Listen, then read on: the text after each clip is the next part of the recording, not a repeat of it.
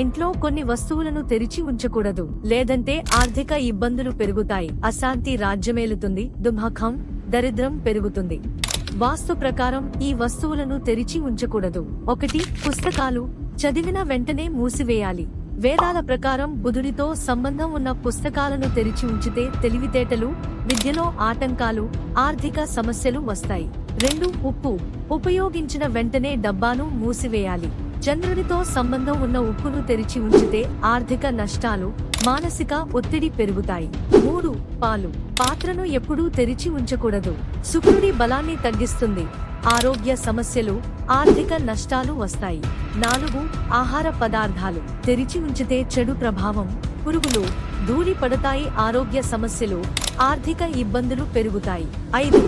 అల్మిరా ఎప్పుడూ మూసి ఉంచాలి. లక్ష్మీదేవి కృప కోల్పోతారు, ఇంట్లో పేదరికం పెరుగుతుంది. మీ ఇంట్లో ఈ చిన్న తప్పులు దరిద్రాన్ని పెంచకూడదు. ఇప్పుడే జాగ్రత్త పడండి.